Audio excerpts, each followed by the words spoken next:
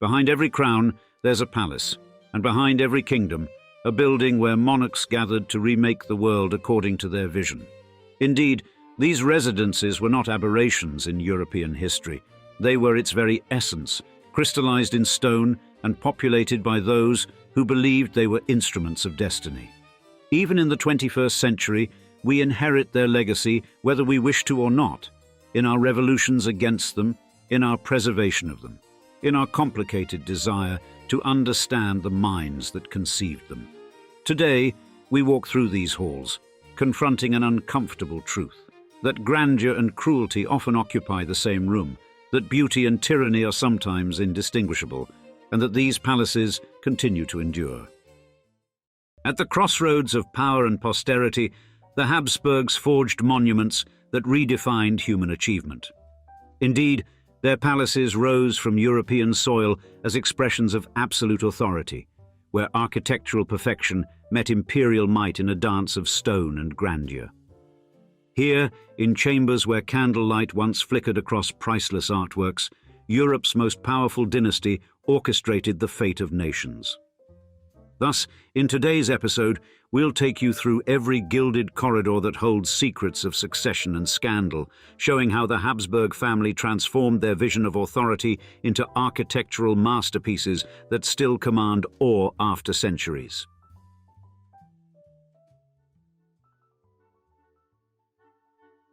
First on our list of legendary palaces of the Habsburg family is Schönbrunn Palace, a place that has often been compared to Versailles, and its scale, history, and artistic details reflect the cultural prominence of the Habsburg rulers.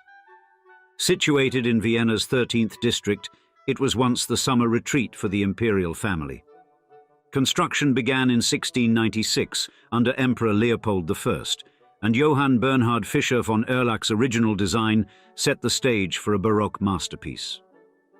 Later, during Empress Maria Theresa's reign, renovations and expansions shaped the complex into what visitors experience today.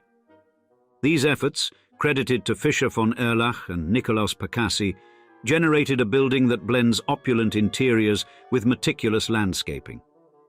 A defining characteristic is its 1,441 rooms, only 40 of which are open to the public. They illustrate the grandeur of both Baroque and Rococo styles, as seen in areas like the Great Gallery, historically used for large receptions. The Millions Room, featuring rare rosewood and Mughal miniatures, and the Vieux Lac Room, with sumptuous red and gold decor, emphasize the luxurious tastes of the imperial family. Another highlight is the Mirror Room, famous for hosting a 6-year-old Mozart's first public performance. Beyond the palace walls, visitors can explore gardens spanning 176 hectares, or 435 acres, laid out in the formal Baroque tradition. The Great Parterre, the largest open section, includes manicured flower beds and geometric patterns that form a striking visual corridor leading to the Neptune Fountain. This fountain's sculptural elements exemplify Baroque artistry. At the top of a gentle rise stands the Gloriette, a grand pavilion offering sweeping views of Vienna. Farther within the grounds is Tiergarten Schönbrunn, established in 1752 and recognized as the oldest zoo in operation. Emperors and empresses frequented this zoological garden, which remains a center for conservation and education. Schönbrunn's historical significance includes its role as the birthplace of Emperor Franz Joseph I in 1830. It was also central in the early life of Marie Antoinette, who grew up here before moving to the French court. Following the collapse of the monarchy in 1918, this palace opened to the public as a museum. Today, its brightly hued exterior, famously called Schönbrunn Yellow or Habsburg Yellow, distinguishes it from many other European palaces. This distinctive paint scheme, applied in the 19th century, replaced sections of the original Rococo facade and became a color strongly associated with imperial authority. In addition to its museum function, Schönbrunn hosts cultural events and concerts. Visitors are free to walk through selected rooms and meander through the extensive gardens, tracing the same paths once reserved for royalty. This palace remains a major landmark for Vienna, drawing millions of guests each year. Its layered architectural history, lavish decorations, and celebrated gardens highlight the Habsburg influence on Europe's artistic and political landscapes. Schönbrunn enduring allure captures a period when royal patronage and Baroque design flourished, connecting present-day admirers to centuries of imperial tradition.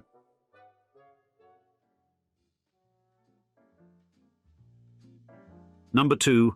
Hofburg Palace, Vienna. For more than 6 centuries, the Hofburg Palace in central Vienna served as the main seat of the Habsburg dynasty. Construction began in the 13th century, and over 700 years of architectural evolution have produced a sprawling complex that covers around 240,000 square meters. Within its walls, styles range from Gothic and Renaissance to Baroque and Rococo, reflecting the many phases of expansion initiated by successive rulers. Today, it continues to be a focal point of Austria's identity, housing the official residence of the President of Austria and the Austrian National Library. One of the most popular attractions at the Hofburg is the Imperial Apartments, which invite visitors to step into the private chambers of Emperor Franz Joseph and Empress Elizabeth, better known as Empress Sisi. These rooms present a snapshot of how the imperial family lived, highlighting personal tastes and day-to-day customs. Another draw is the Sisi Museum, where more than 300 items bring Empress Elizabeth's story to life. Among the noteworthy exhibits are replicas of her Hungarian coronation gown, mourning jewelry worn after her son's tragic death, and a reconstruction of her railway sleeping car. Together, they convey the public adoration for a figure often portrayed in literature and film. The Imperial Treasury is another essential stop. Here, visitors can see the crown jewels of both the Holy Roman Empire and the Austrian Empire, including the imperial crown, orb, and scepter. These objects underscore the scope of Habsburg authority. The collection also features a legendary narwhal tusk, once mistaken for a unicorn horn, and the agate bowl from late antiquity, which was linked to medieval myths about the Holy Grail. This treasury preserves tangible connections to centuries of European history and myth. Adjacent to these regal exhibits is the Spanish riding school, renowned for its Lipizzaner horses and classical dressage performances. The Baroque winter riding school, constructed between 1729 and 1735, stages events that date back to courtly traditions of the 16th century. Both locals and visitors gather to witness the precise maneuvers that define high school horsemanship, underscoring the institution's long-standing dedication to equestrian artistry. Though much of the Hofburg's function has changed, a timeless charm remains. Seasonal highlights like the traditional Christmas market have taken place here since 1935, and the Austrian National Library's historic hall stands out as one of Europe's finest literary spaces. This library's ornate interior preserves volumes that illuminate scientific, artistic, and philosophical strides made during the Habsburg era. Taken as a whole, the Hofburg complex demonstrates the breadth of imperial influence. Art, ceremony, and governance converged in these corridors, leaving behind a legacy visible in architectural layers and collections of priceless artifacts. The palace allows modern observers to consider how politics, culture, and daily life blended within the vast network of Habsburg power.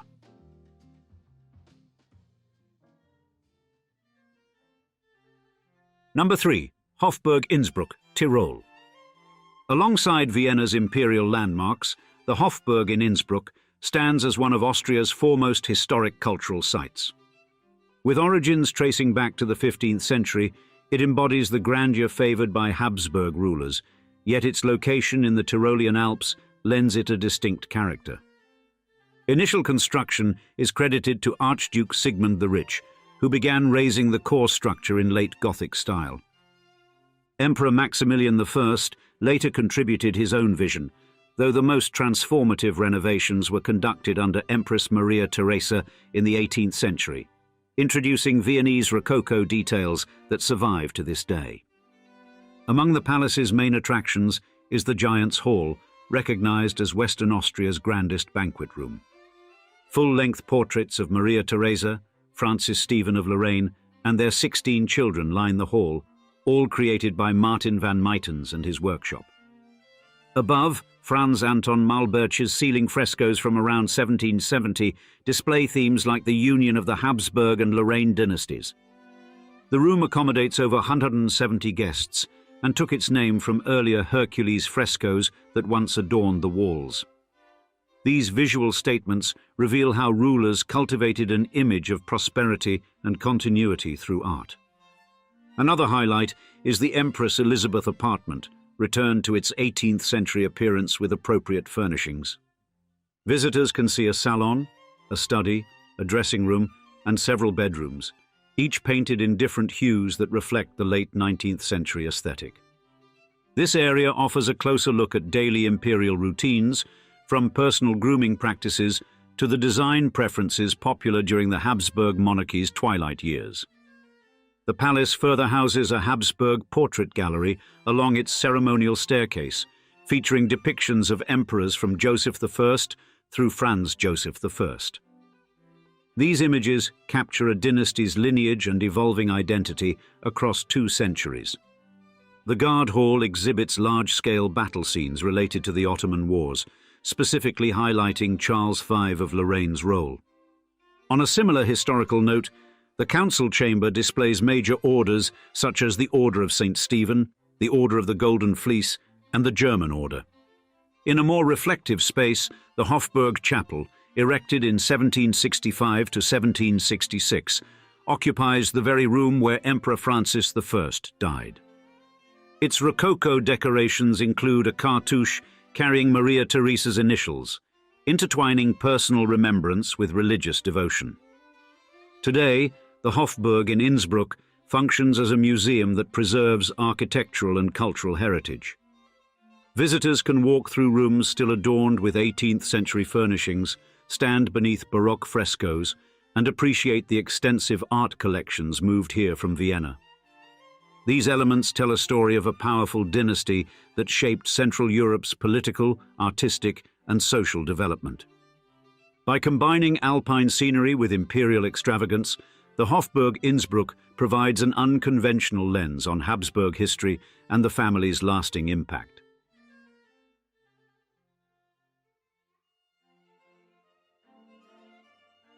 Number 4. Schloss Ambras, Innsbruck.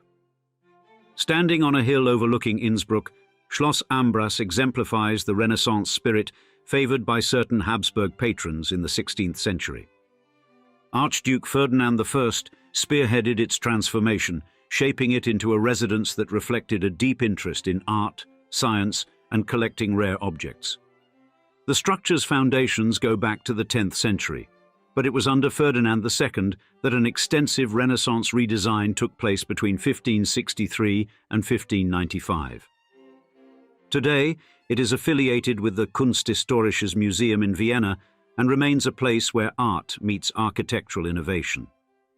One of the best-known features is the Spanish Hall, a light-filled ceremonial space approximately 43 meters long and 10 meters wide. 33 arches line its sides, and it displays 27 portraits of Tyrolean rulers, each set against a background of allegorical themes and mythological references. The hall also hosts concerts and events, including the Ambras Castle Concerts and programs for the Innsbruck Festival of Early Music. The Renaissance aesthetic shines through in the vibrant frescoes that decorate the walls and ceiling. Another remarkable draw is the Habsburg Portrait Gallery, with over 200 portraits from the 15th to the 19th centuries. Esteemed artists such as Lucas Cranach the Younger, Giuseppe Arcimboldo, Peter Paul Rubens, and Diego Velázquez contributed to this collection. Visitors can follow a visual chronology of Habsburg figures, starting with Albert III and concluding with Emperor Francis I.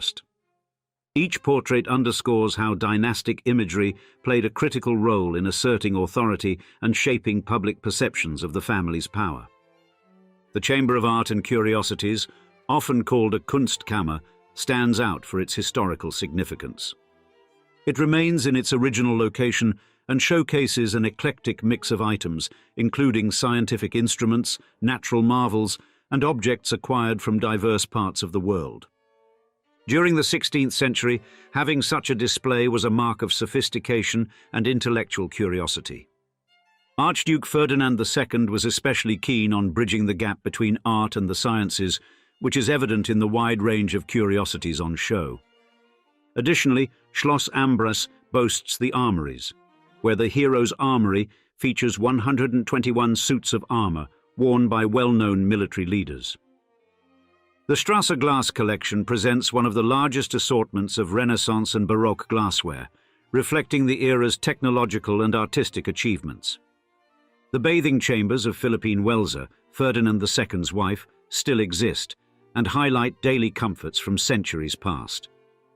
A section known as the Gothic Hall preserves late medieval sculptures and Emperor Maximilian I's St. George's altar, connecting multiple periods of art within the same estate.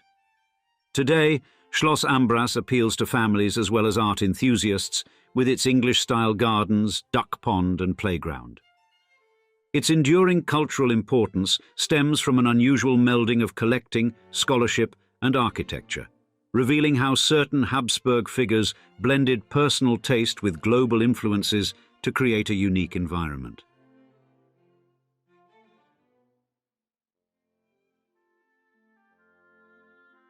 Number 5. El Escorial, Spain. Though it stands outside Austrian borders, El Escorial near Madrid underscores how far-reaching Habsburg authority once was. Commissioned by King Philip II of Spain between 1563 and 1584, it ranks among the most ambitious projects of the Renaissance. The complex covers about 33,000 square meters and incorporates a royal palace, monastery, basilica, library, museum, school, and the Pantheon of Kings. Its original design is said to mirror descriptions of Solomon's Temple, and the floor plan forms a gridiron shape that commemorates the martyrdom of St. Lawrence. These architectural details led some observers to call it the eighth wonder of the world. The royal palace section served as the principal residence of Spanish monarchs. Philip II's private apartments there reflect his religious fervor, featuring a window that allowed him to attend Mass from bed when gout rendered him immobile. Visitors can also see the Hall of Battles, adorned with frescoes illustrating key Spanish victories. This room underscores the dynasty's efforts to weave together faith and military power, an approach visible throughout the entire structure. Meanwhile, the monastery portion was originally entrusted to Hieronymite monks, though it is now managed by the Order of St. Augustine. This religious hub holds a legendary library that still houses more than 75,000 early printed books and manuscripts, including texts on esoteric subjects once studied with caution. Another noteworthy element is one of the most comprehensive reliquaries in Europe, which is open to public viewing on specific feast days. Royal patrons intended these displays to legitimize their rulership by highlighting their devotion and spiritual standing. Deep within El Escorial lies the Pantheon of Kings, where the remains of many Habsburg and Bourbon monarchs rest. In total, 26 marble sepulchres line this space, containing members of the royal lineage from Charles I onward. A pudridero, or decaying chamber, is used to allow remains to decompose before their final placement. The most recent monarch interred here is King Alfonso XIII, brought to El Escorial in 1980. Visitors find it a solemn contrast to the building's more public areas, emphasizing the dynasty's lasting presence in Spanish history. Beyond its primary functions as a palace and religious center, El Escorial houses a basilica featuring a dome inspired by St. Peter's in Rome and a royal library with frescoes reminiscent of the Sistine Chapel's grandeur. The overall structure includes more than 4,000 rooms, 1,200 doors, and over 2,600 windows. These features point to a vision that melded imperial might with Catholic identity, shaping a cultural complex where art and devotion converge. Modern visitors encounter a monument that preserves the essence of Spain's golden age.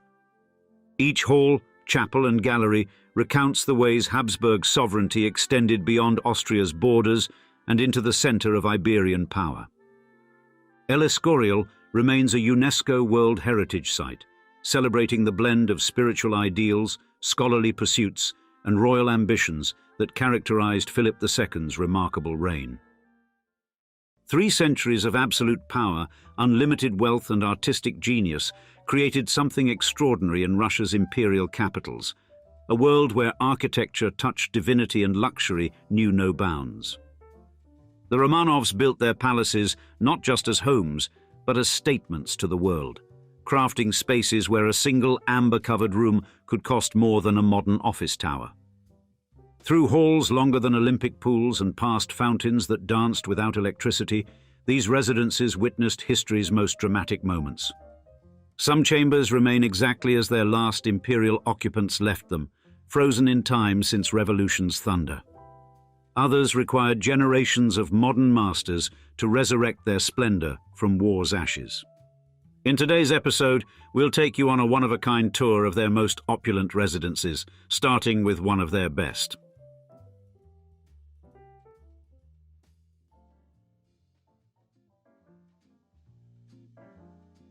Number 1. Winter Palace, St. Petersburg. At the pinnacle of Russian imperial might stands the Winter Palace, a colossal Baroque masterpiece that served as the official residence of Russian emperors from 1732 to 1917. Rising from the banks of the Neva River in St. Petersburg, this architectural triumph spans 233,345 square meters, encompassing 1,500 rooms that whisper tales of power, revolution, and dramatic social transformation. The palace reached its final magnificent form under Italian architect Bartolomeo Rastrelli, who completed his vision in 1762. Its monumental principal facade extends 215 meters, dominating Palace Square with an intricate display of Baroque artistry. The striking exterior, painted in rich shades of green and white, features elaborate stucco moldings, while 176 sculptured figures stand eternal watch along the roofline. Within its walls, a remarkable 1,886 doors and 1,945 windows create an intricate maze of imperial grandeur. The Piano Nobile, occupying the first floor, housed the principal staterooms and living quarters of the imperial family. Above, the second floor accommodated senior courtiers and high-ranking officials, maintaining strict hierarchical divisions that characterized court life. Each room tells its own story of power and prestige. The Jordan staircase, with its gilded carvings and marble steps, welcomed foreign diplomats and nobility. The Field Marshal's Hall displayed portraits of military heroes, while the Alexander Hall, dedicated to Emperor Alexander I, dazzled visitors with white columns and military trophies captured during the Napoleonic Wars. The Winter Palace witnessed pivotal moments that shaped Russia's destiny. Here, emperors proclaimed wars and negotiated peace. The first Russian State Duma opened within these walls in 1906, marking a brief experiment with parliamentary democracy. In 1914, Emperor Nicholas II stood on its balcony, rallying troops as they departed for World War I. Yet the palace's central location, while perfect for displays of imperial authority, eventually became a vulnerability. The events of Bloody Sunday in 1905, when peaceful protesters met with military force on Palace Square, marked a turning point. Later, Tsars increasingly sought refuge in more secluded residences, though the Winter Palace remained the official seat of power until 1917. In that fateful year, the palace became the stage for revolution. The provisional government's last stand occurred in its halls, and its fall to Bolshevik forces symbolized the end of 300 years of Romanov rule. Today, as part of the State Hermitage Museum, its rooms house one of the world's greatest art collections, allowing visitors to walk the same corridors where Russian emperors once shaped the fate of an empire spanning 1/6 of the Earth's landmass. For any explorer of Russian imperial heritage, the Winter Palace offers an unparalleled window into the grandeur and complexity of Romanov rule. Yet while this St. Petersburg icon may be the most famous of Russia's imperial residences, The Catherine Palace in nearby Tsarskoye Selo reveals an equally compelling story of royal ambition and artistic achievement.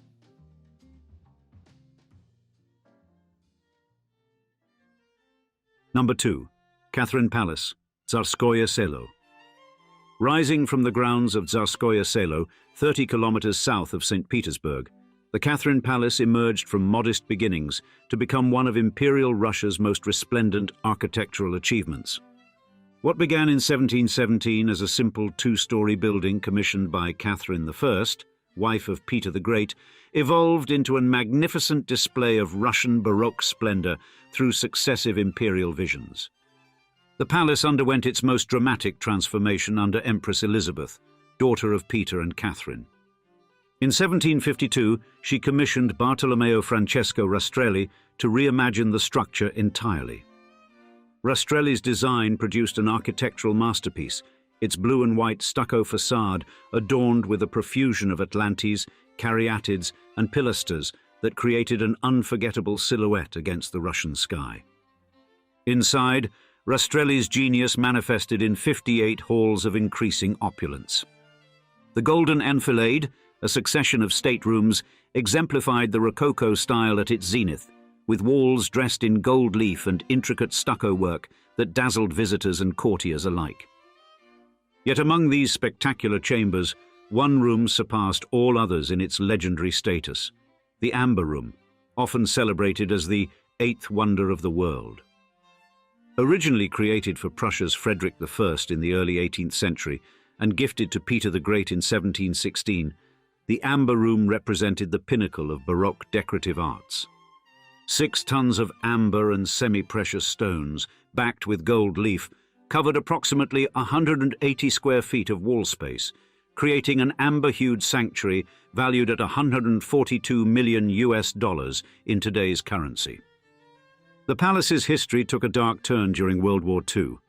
German forces, recognizing the Amber Room's cultural significance, dismantled it within 36 hours in 1941, packing its precious panels into 27 crates bound for Königsberg. The room's subsequent fate remains one of art history's greatest mysteries, last seen in Königsberg Castle in 1945, before vanishing into the fog of war. In 1979, Soviet authorities embarked on an ambitious project to recreate the Amber Room. This painstaking process, spanning 24 years and involving Russia's most skilled craftsmen, culminated in the room's triumphant reopening in 2003. The reconstructed chamber now stands as a brilliant testament to Russian craftsmanship and cultural perseverance. Today's visitors discover a palace that bridges multiple artistic epochs. Beyond Rastrelli's Baroque extravagance, they encounter the refined neoclassical interiors commissioned by Catherine the Great and executed by Scottish architect Charles Cameron. His agate rooms and the Cameron Gallery reflect Catherine's sophisticated taste and fascination with classical antiquity. While the Catherine Palace astounds visitors with its artistic treasures and imperial splendor, another remarkable Romanov residence beckons. The Peterhof Palace, with its spectacular fountains and gardens, presents an equally ambitious vision of royal power projected through architectural magnificence.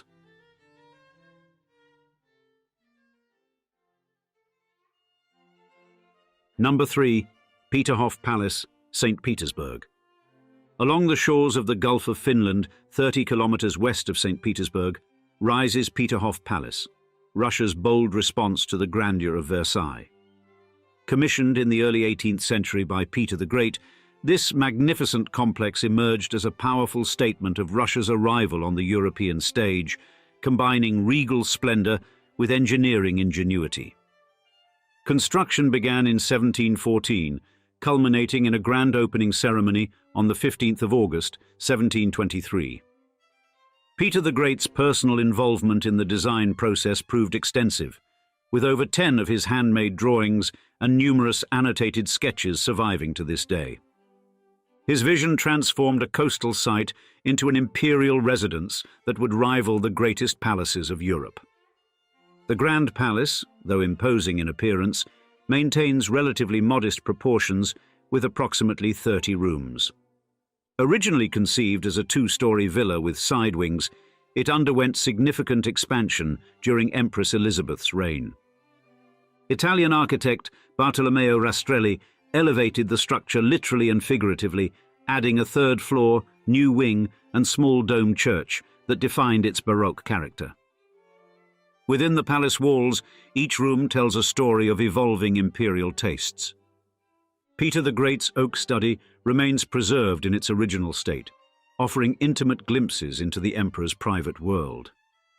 The throne room, later enhanced by Yuri Felton during Catherine the Great's reign, spans an impressive 300 square meters, showcasing a gallery of Romanov portraits. The Chesma Hall displays 12 large paintings by Jacob Philip Hackett, commemorating Russia's naval triumph at the Battle of Chesma. Yet Peterhof's true marvel lies in its revolutionary fountain system. The lower park, designed in formal French style, features an astonishing network of 140 fountains operating entirely through natural gravity, an engineering feat conceived by Peter the Great himself. The Grand Cascade stands as the crown jewel, where 64 fountains and 200 bronze statues create a mesmerizing aquatic display. At its heart, the Samson Fountain depicts the biblical hero wrestling a lion's jaws apart, symbolizing Russia's victory over Sweden in the Great Northern War. Like many Russian imperial treasures, Peterhof suffered greatly during World War II under German occupation. However, dedicated restoration efforts began immediately after liberation, continuing through to the present day. In 1990, UNESCO recognized the palace's exceptional value by inscribing it on the World Heritage List. Modern visitors to Peterhof experience a harmonious blend of natural beauty, architectural achievement, and technological innovation. The palace grounds continue to demonstrate Peter the Great's vision of Russian power and sophistication, while the fountains perform their gravity-defying dance just as they did 3 centuries ago. While Peterhof dazzles with its outdoor spectacles and formal grandeur, the Alexander Palace presents a more intimate side of imperial life, where the last Romanovs sought refuge from the pressures of rule.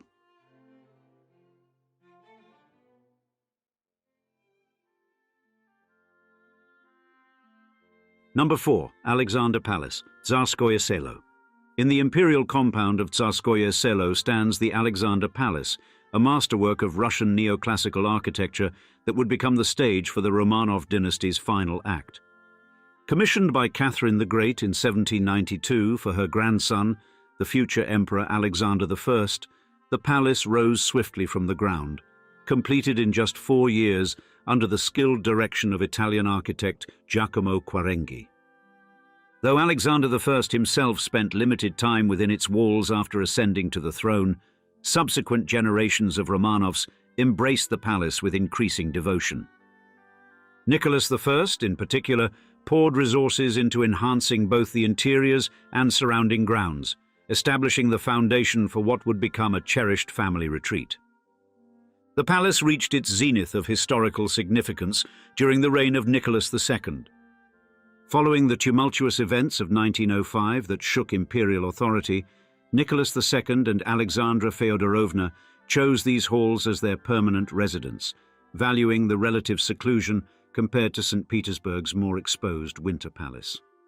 The imperial couple reshaped their surroundings to match their tastes, notably transforming the former 2-story ballroom into the Maple Room and the new study. Perhaps most striking were the changes introduced by Empress Alexandra, who collaborated with architect Meltzer to incorporate Art Nouveau elements throughout the interiors.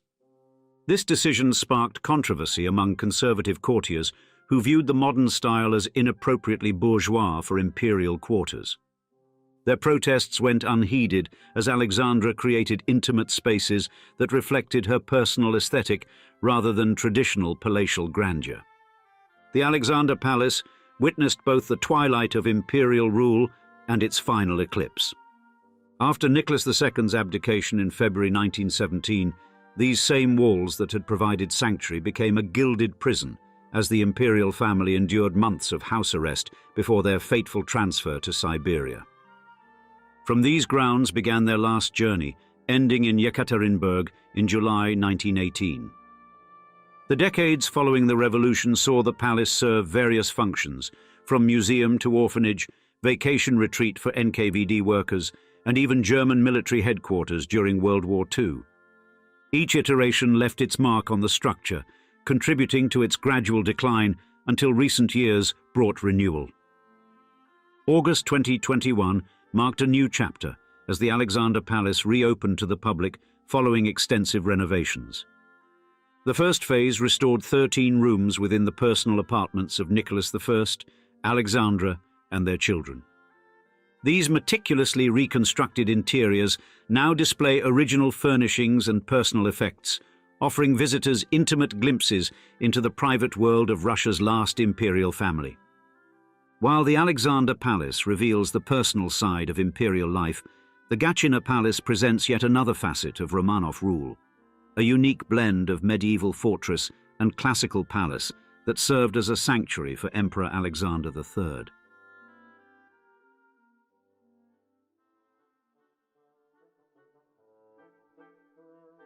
Number 5. Gatchina Palace.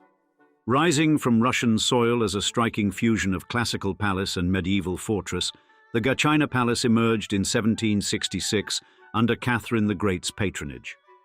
Initially constructed for her favorite, Count Grigory Orlov, the palace took shape through Italian architect Antonio Rinaldi's distinctive vision, blending European royal grandeur with robust Russian character. The palace's commanding presence stems from its unique architectural elements. Crafted from local Pudust limestone, the three-story central building stands flanked by pentagonal towers, while semicircular galleries connect it to single-story service wings. This remarkable combination created an imperial residence that projected both elegance and strength across the surrounding landscape.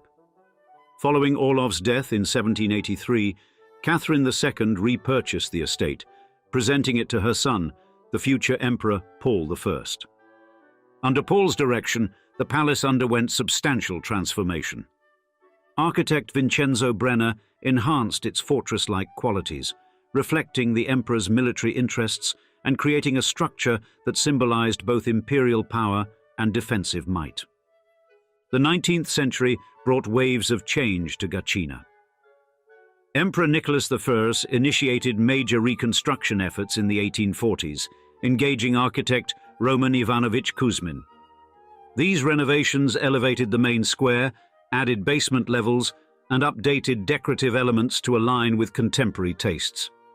Yet it was Emperor Alexander III who truly made Gatchina his own, transforming it into the primary imperial residence following his father's assassination in 1881.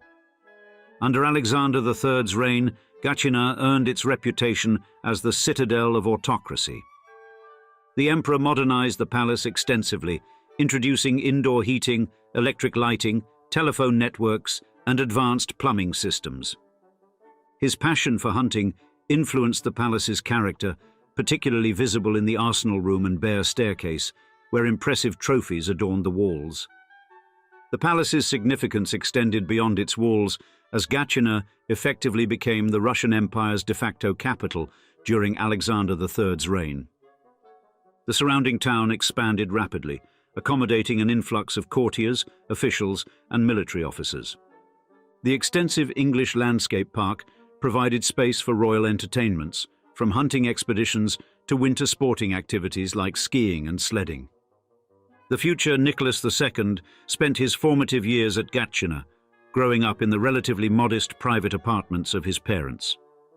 These rooms, preserved today, offer striking contrast to the palace's grand state chambers, revealing the private face of imperial life. The juxtaposition of formal splendor and family intimacy creates a unique window into the complex world of Russian royalty. Today, Gatchina Palace stands as a museum and UNESCO World Heritage Site, preserving centuries of imperial history within its limestone walls. Visitors explore the staterooms of Paul I and Maria Feodorovna, the private quarters of later Tsars, and exhibitions chronicling the palace's pivotal role in Russian history. Through its halls echo the footsteps of emperors who shaped an empire, each leaving their mark on this remarkable blend of fortress and palace. Imagine stepping into a world where the lavish elegance of the crown meets the cutthroat intrigue of succession.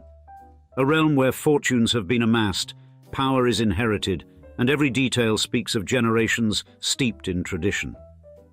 Indeed, you could do just that if you walked through the gilded doors of the royal family of Monaco's most exclusive estates, where Hollywood icons have dined alongside true royalty, and the very walls are steeped in nearly 900 years of history. This is the world of famed actress Grace Kelly and the Grimaldi family, a dynasty that has ruled Monaco since the 13th century. In today's episode, we'll take you on an extraordinary journey behind the scenes, offering a rare glimpse into the opulent, old money mansions of the Monaco royal family, homes that have witnessed royal weddings, state affairs, and the quiet moments of a family whose name is synonymous with wealth, power, and enduring legacy.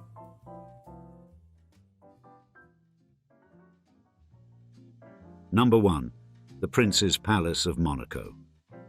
Monaco's Prince's Palace has cheekily rewritten its own architectural playbook over the centuries, managing both to preserve its medieval roots and flex its sumptuous muscle as a 21st century residence. You see, it started its life humbly in 1191 as a Genoese fortress, a hardy bastion equipped with everything necessary to keep foes at bay. Fast forward a few centuries, the Grimaldi family grasped the reins in 1297, amid much intrigue and drama, reshaping it into a symbol of both refuge and regal splendor. And with each epoch, the palace transformed, echoing the whispers of time with striking adaptability. As the Renaissance breezed in, so did the need to sport a facade that could rub shoulders with the greatest of European royalty. Thus, it donned a Renaissance makeover, stretching a sequence of grand palazzi across its face, their rustic ground floors a stark contrast to the medieval ruggedness lurking beneath. Meanwhile, the original towers, not to be outdone, flaunted 19th century crenellations with pride. And if you step through the grand doors, the palace amps up the drama. The Court of Honor, its architectural pulse, is enveloped in frescoed arcades that seem designed for royal parades. Here, the Renaissance's symmetry meets Baroque's bold flair, creating a scene ripe for regal fanfare. And the staterooms, accessible to mere mortals during summer, offer a masterclass in opulence. For instance, the Gallery of Hercules, with its grand decor, stands ready for royal receptions, encapsulating the palace's flair for the dramatic.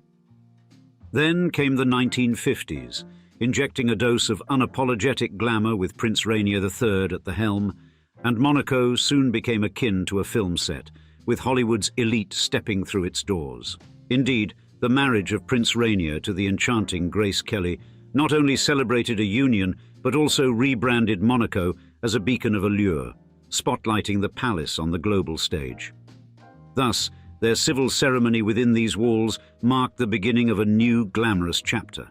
And Grace Kelly, with her impeccable taste, wasted no time in dressing the palace in a blend of Monegasque tradition and American modernity. From the salle de garde's cool blue tones to the chic palace pool, her touch brought a sense of approachability to the once intimidating grandeur. Certainly, her style breathed new life into the palace, managing to keep its historic dignity intact while steering it into a new era. Her tragic departure in 1982 did little to fade her influence. If anything, it cemented her legacy deeper within the palace's stone-clad heart. Today, the Prince's Palace stands as a stone symbol of the enduring allure of Monaco's royal family, offering a living narrative that spans from medieval strength to modern-day splendor. Number 2. Château de Marchais. Tucked away in the lush green expanses of northern France, not far from Laon, Château de Marchais emerges as a striking example of 16th century splendor. And this estate has kept a watchful eye on the unfolding of history from its vantage point, surrounded by lawns so meticulously kept they could rival any royal garden. For generations now, the illustrious Grimaldi family of Monaco has claimed this architectural treasure as their own. And we can only imagine the stories these walls would spill if they were so inclined. You see, the chateau itself is a refined blend of French Renaissance architecture, with just enough flair to reflect the distinctive tastes of its royal occupants. It exudes elegance, subtle yet unmistakable, and while it boasts ample grandeur, it manages to do so without tipping into the realm of excess. Upon arrival, the chateau's facade presents a symphony of symmetry, with steep roofs and elaborate stonework that demand attention. Generous windows allow sunlight to flood the interiors, casting a spotlight on the architectural finesse. And outside, the extensive grounds, adorned with sculpted gardens and serene water features, conjure a scene straight out of a storybook. Inside, the chateau doesn't skimp on royal luxuries, yet avoids any hint of tackiness. The main hall greets visitors with soaring ceilings and gleaming marble floors, offering a taste of the opulence that lies beyond. And a magnificent staircase winds its way up, inviting further exploration into this enclave of extravagance. Now, the living spaces are a gallery of historical and contemporary fusion, with each room narrating its chapter of the chateau's saga. Antiques, sumptuous tapestries, and a selection of fine art fill the reception areas, each piece declaring its aesthetic prowess. The color scheme, soft creams, subtle golds, and soothing pastels, creates an ambiance of warmth, making the grandeur feel cozy. Luxurious textiles and strategically placed mirrors enhance the interiors, making them sparkle with a whisper of old-world charm. Plus, the private chambers are just as enchanting. Bedrooms adorned with period furniture and personal artifacts offer a glimpse into the private lives of their inhabitants. Family portraits bring a personal touch to the walls, and the bathrooms blend modern comforts with timeless elegance, featuring fixtures that wouldn't look out of place in a more regal era. And for those inclined towards the literary, the library with its extensive collections of books and historical texts offers a sanctuary. It's easy to envision a Grimaldi tucked away in a corner, lost in the pages of a novel, thanks to the study, with its rich wood paneling and leather-bound volumes, providing a perfect retreat for contemplation or scholarly pursuit. And the chateau has not merely been a silent observer of history, it has played host to significant moments, such as the 1869 wedding of Prince Albert I of Monaco, and it served as a haven during World War II. Its storied past was also captured in Léon-Honoré Le Bon's detailed account of its significance to French nobility. Adding a dash of the unexpected, the estate also shelters a menagerie of animals, including camels and an African buffalo, introduced by Prince Rainier III, a whimsical twist that adds to the estate's unique character. Château de Marchais remains a private domain of the Grimaldi family today, a place rich with history, tradition, and, yes, a few camels, maintaining its allure as both a home and a historical beacon.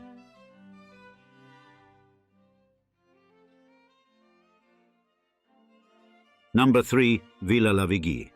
At Villa La Vigie, you don't just get a glimpse of the Côte d'Azur, you get a front-row seat to a riveting spectacle of luxury that only the south of France can orchestrate. Placed neatly in Roquebrune-Cap-Martin, this historic property doesn't merely occupy space. It commands it with a blend of architectural elegance and an aura of exclusivity that is palpable from the gates to the grand terraces. Constructed in 1902 for the dignified Sir William Ingram, Villa La Vigie emerged during the Belle Époque period, a time when architectural opulence wasn't just desired, it was expected.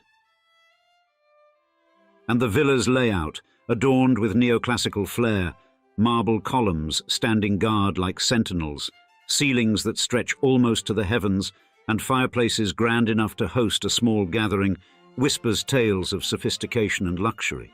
Add to that the parquet floors, and you're walking on the same paths that history once tread. This villa, however, is more than just a pretty facade. Its strategic perch offers sweeping views of the Mediterranean Sea, painting a canvas of blue that shifts with the tides and time of day, enhancing the already staggering beauty of the site and amplifying its historical significance. Then, in 1952, this architectural jewel caught the eye of the Société des Bains de Mer, a group with ties as close to Monaco's royal family as secrets are to scandal. The SBM acquired the villa with visions of restoring its post-war dignity. World War II had repurposed it into a German observation post, its gardens marred by trenches and barbed wire. This restoration marked a chapter in a continued commitment to preserve the cultural heritage of Monaco, a task the Grimaldi family holds dear. Now, the villa's vast interior spans over 600 square meters and is spread regally across 3 levels. It features 6 bedrooms, 4 bathrooms, and not 1, but 2 dressing rooms, because why choose between an evening gown and a cocktail dress when you can comfortably house both? And the ground floor is an ode to grand entrances and fine dining, boasting a living room that spills onto an expansive terrace, perfect for those evenings when inside seems like an outrage too great against the backdrop of the setting sun. Rolling over into the late 20th century, and Villa La Vigie found itself playing host to none other than Karl Lagerfeld, fashion's prodigal son. From 1986 to 1997, Lagerfeld transformed it into his summer haunt, pouring $14 million into renovations that included a staircase to rival those of ancient chateaux and a garden that could easily be mistaken for a slice of Eden. Once a bastion of privacy for Lagerfeld, hosting shoots and shielding him from the prying eyes of the paparazzi, Villa La Vigie today serves a different purpose. No longer the private hideaway of Monaco's royals or legendary fashion designers, it has morphed into a venue for exclusive events and a luxurious rental retreat. With amenities like daily housekeeping and continental breakfast, not to mention access to the Monte Carlo Beach Club, it promises a stay that's as steeped in luxury as it is in history.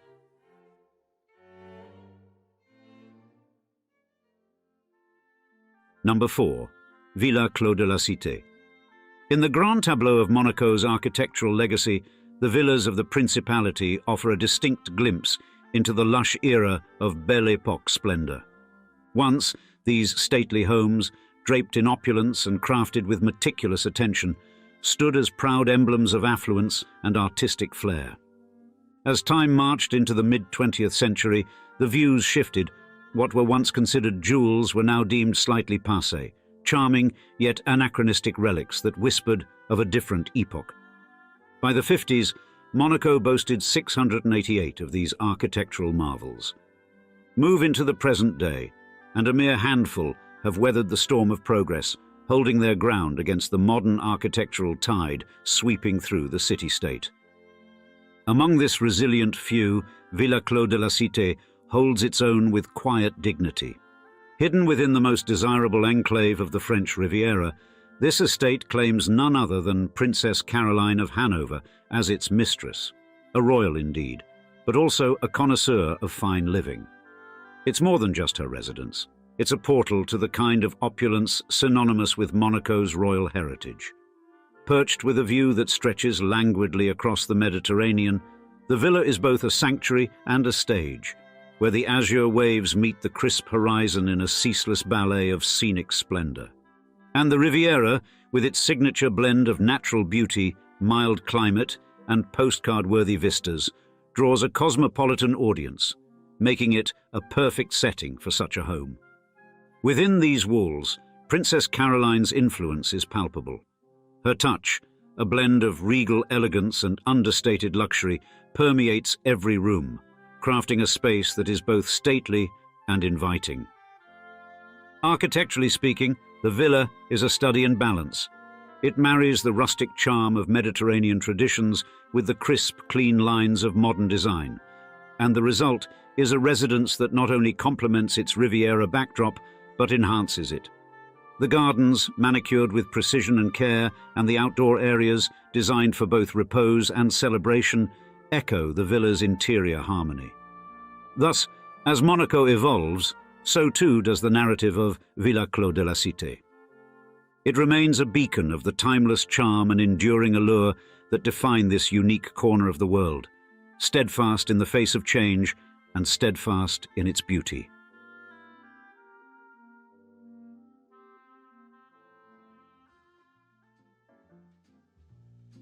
Last on our list of old money mansions related to Monaco's royal family is Drimulra Cottage in Ireland, a location that holds a special place in the hearts of many, not least because it links the effortlessly elegant Grace Kelly to her Irish roots.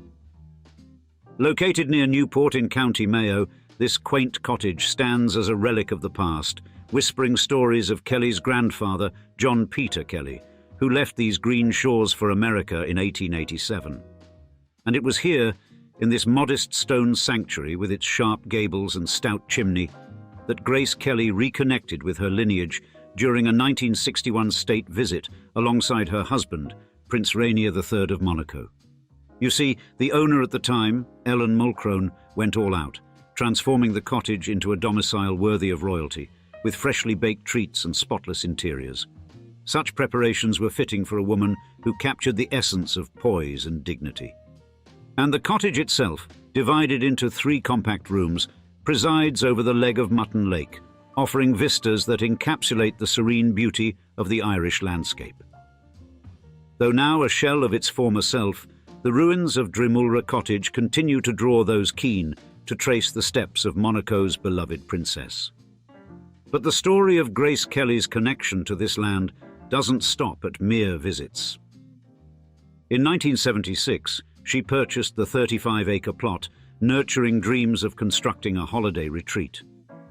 Architectural plans were crafted, complete with landscaping designs that received a nod from the Mayo County Council. Her last visit in 1979 with Prince Rainier was to oversee these blueprints. Sadly, her sudden passing in 1982 left these dreams just that, dreams unfulfilled. Today, the land remains in her family, holding potential for future endeavours, though untouched as yet. But Grace's affinity for Ireland was mirrored in the actions and commemorations of the Monaco royal family. Her famed 1956 wedding was a spectacle that captured the hearts of many across Ireland, influencing wedding trends there with her iconic white dress. And this cultural crossover was further cemented by the establishment of the Princess Grace Irish Library in Monaco by Prince Rainier III in 1984. This library houses an extensive collection of Irish literature and music, reinforcing the bridge between her past and her princely present. Therefore, in Monaco, Grace Kelly's legacy is cherished, but it is perhaps in the quiet fields surrounding Drimulra Cottage where her spirit feels most at home. Despite her Hollywood success and royal status, her connection to Ireland painted her story with strokes of sincerity and sentimental charm.